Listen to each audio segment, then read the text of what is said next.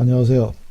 저는 의료인은 아니지만 과거 20여 년간 건강과 성격 유형에 관하여 연구해 왔습니다. 제 자신이 류마티스 관절염 환자인데 저는 6년 전 병원에서 류마티스 인자 검사 결과 149였습니다. 정상 수치는 0에서 20인데 149면 매우 높은 수치입니다.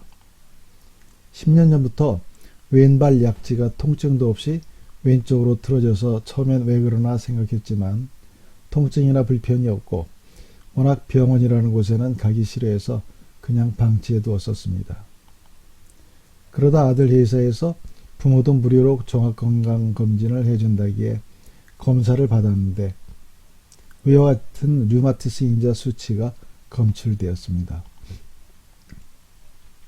그때까지는 전혀 통증이 없었는데 검사 후 한 달 만에 손가락을 구부리지도 못할 만큼 큰 통증이 왔습니다. 그러나 병원에 가는 대신 MSM으로 증상을 관리했고 이후 다양한 영양제로 아무런 불편 없이 지내왔습니다. 지금은 MSM도 끊고 오직 기생충 약인 알벤다졸로만 관리하는데 MSM보다 훨씬 더 효과적입니다. 건강에 관하여 제가 중점적으로 연구한 분야는 암의 원인과 효과적인 치유 방법을 찾는 것이었습니다. 해가 갈수록 주변에서 암에 걸리는 분들이 점점 더 많아지고 있습니다.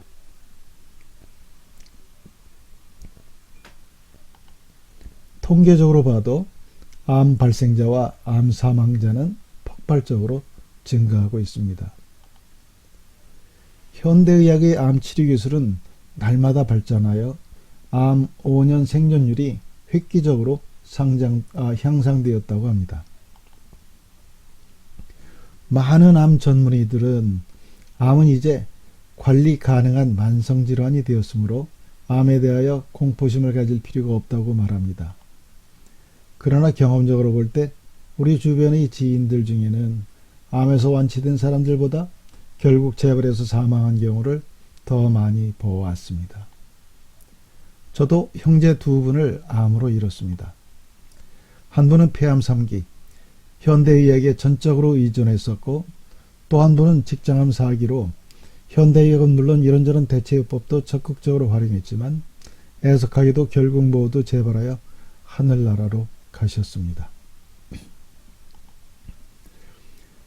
제가 암에 걸린 형제들과 주변의 지인들을 돌보면서 느낀 것은 현대의학은 암의 원인에 대하여 전혀 관심도 없고 환자에게 원인에 관하여는 특별히 언급하지 않는다는 것이었습니다. 암 전문의들은 오직 표준 치료를 중심으로 한 병원 치료가 전부이며 암센터와 같은 암 전문 병원일수록 환자가 비타민과 같은 영양제조차도 먹지 못하게 하지만 결국 최선을 다했지만 이제 더 해드릴 게 없습니다로 끝을 맺었습니다.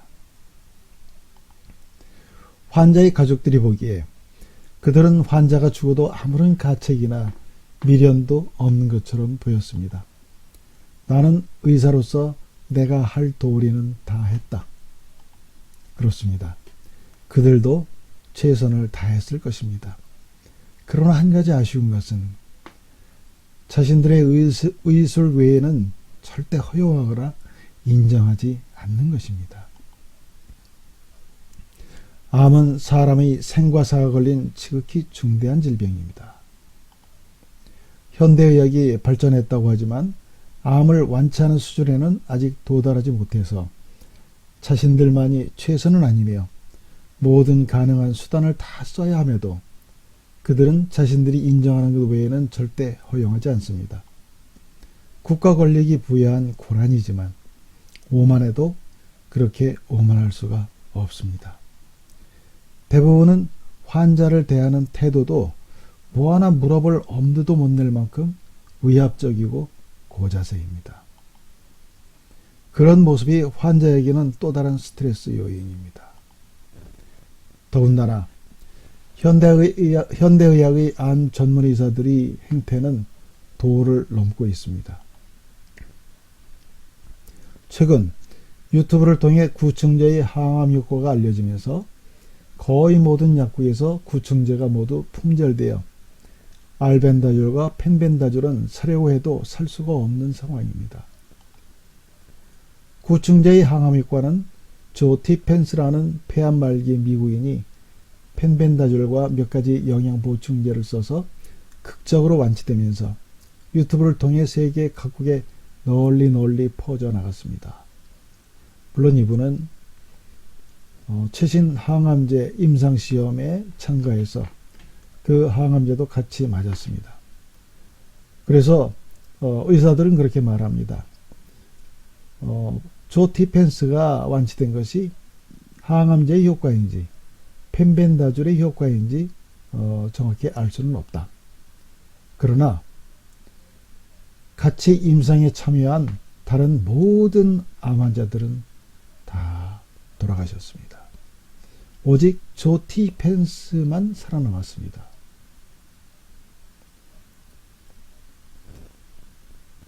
그가 살아남은 이유가 항암제 때문일까요? 기생충약 때문일까요? 판단은 각자에게 있습니다. 암 환자들이 너도나도 나서서 자가 임상을 하면서 어떤 분은 기적적인 효과를 보고 어떤 분은 별 효과를 보지 못하기도 합니다. 그러나 약에 관한 모든 권한을 가지고 있는 식약처와 암 전문의, 그 중에서도 국립암센터 등이 모두 나서서 구충제의 항암 효과는 검증된 바 없다. 고려할 가치도 없다. 부작용이 우려되니 복용하지 말라며 복용을 제지할 뿐만 아니라 시중에 구충제가 품절되어 환자들은 아우성인데 식약처와 의료계는 나몰라하고 있습니다. 한술 더 떠서 2020년 1월 9일 국립암센터의 임상시험센터장은 구충제의 항암 효과에 대한 임상시험을 검토했으나 기존 논문이 허접한 수준이라서 가치가 없어 2주 만에 취소했다고 발표했습니다. 그러나 국립암센터는 이미 구충제 이버맥틴의 항암 효과를 검증하고 2015년 12월 23일 특허 출원하여 2017년 7월 13일 특허 출원 내용이 공개되었습니다. 국가가 설립한 국립암센터가 왜 공개적으로 구충제의 항암 효과를 애써 감추고 있을까요? 이런 국가기관과 의사들에게 아무런 비판의식과 대안도 없이 자신의 생명을 맡겨도 될까요? 이것은 국립암센터의 임상시험 취소 가치없다. 1월 9일자 조선일보 보도 내용입니다. 내용을 보겠습니다.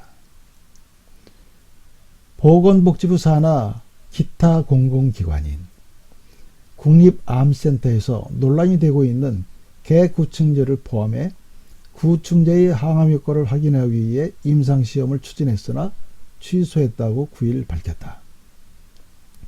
김흥태 국립암센터 임상시험센터장은 사회적 요구가 높아서 국립암센터 연구자들이 모여 구충제의 항암 효과에 대한 임상시험을 진행할 필요가 있는지를 2주간 검토했다며, 그러나 근거나 자료가 너무 없어서 임상시험을 진행할 필요가 없다고 판단했다고 밝혔다.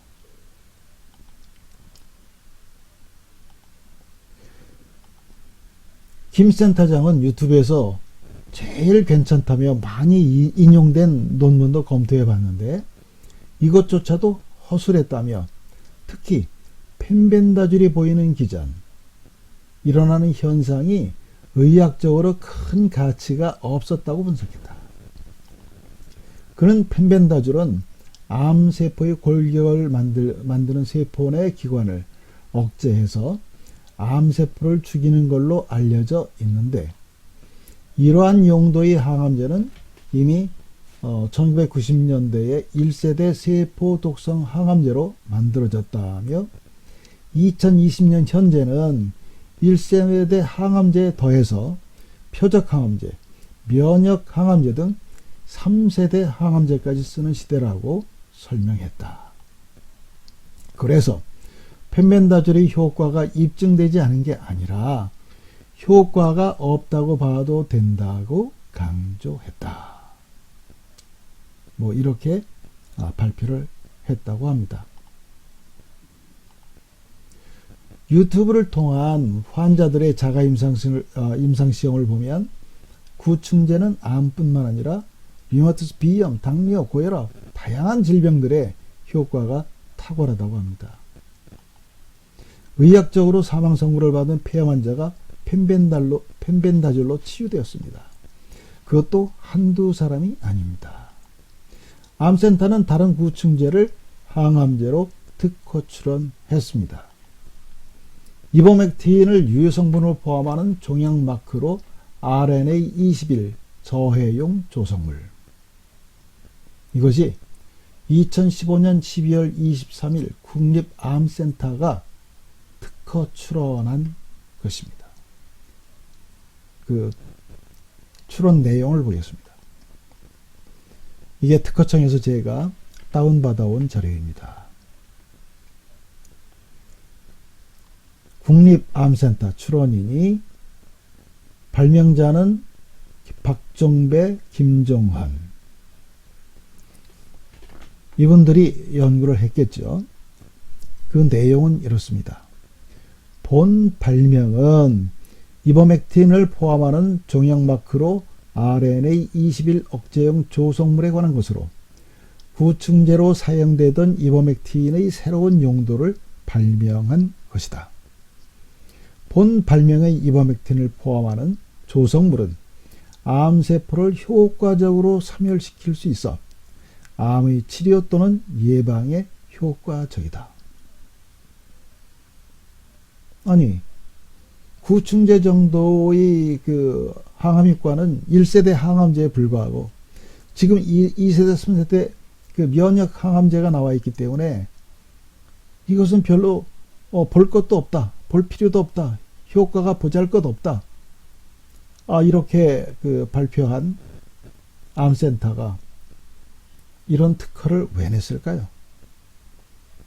앞에 뉴스 내용이 정말 진실을 담고 있는 것일까요? 아니면 이 특허 등록 내용이, 특허 출원 신청 내용이 진실을 담고 있을 것일까요? 판단은 우리 모두의 몫이라고 할 수 있겠습니다. 세상의 원리와 진리는 지극히 단순합니다. 아니 땐 굴뚝에 연기 날 리 없다는 속단처럼 원인 없는 질병은 없습니다. 병원에서는 모든 감염증에는 감염 원인을 찾기 위해 별의별 검사를 다 합니다. 그러나 암이나 당뇨와 같은 병을 치료함에 있어서는 원인은 전혀 관심조차 갖지 않고 검사조차 하지 않습니다. MRI, 펫, 그 모든 것들은 증상이 어떻게 나타나는지, 그것이 정말 암인지 그런 것들을 밝히기 위한 것이지 그 질병, 암의 원인이 무언가를 조사하지는 않습니다. 원인을 모르며 원인을 제거하는 치료를 하지 않았는데도 그 질병이 낫는다? 이게 과연 입만 열면 외치는 근거 중심 의학, 과학이라고 하는 의학이 취할 태도일까요? 원인을 치유하지 않고 완치를 목표한다는 것은 있을 수 없습니다. 그럼에도 불구하고 완치가 되었다면 그것은 저절로 원인이 치유된 경우일 것입니다. 저는 암의 원인은 절대적으로 스트레스라고 판단합니다. 그 이유에 대하여 정부 및 국제암연구소가 발표한 통계와 여러 의학자들의 연구 결과에 대한 재해석을 통하여 이를 입증하고자 유튜브 방송을 시작합니다. 또한 현대의학은 한사코 외면하지만 다양한 암의 치유 방법에 대하여 제가 알고 있는 바를 말씀드리고자 합니다. 질병을 치유하는 데 있어서 성격을 알고 이해해야 되는 이유가 있습니다. 동일한 스트레스 상황에서도 사람마다 그 스트레스를 다르게 받아들입니다. 그것은 그의 성격과 마음의 상처, 특히 어렸을 때의 상처가 중요한 역할을 한다고 판단합니다. 가장 크고 쉽게 해결할 수 없는 스트레스 요인은 가정 내에서의 인간관계에서 오는 스트레스입니다. 부부관계, 자녀와 부모와의 관계, 이것이 가장 어려운 스트레스 요인입니다.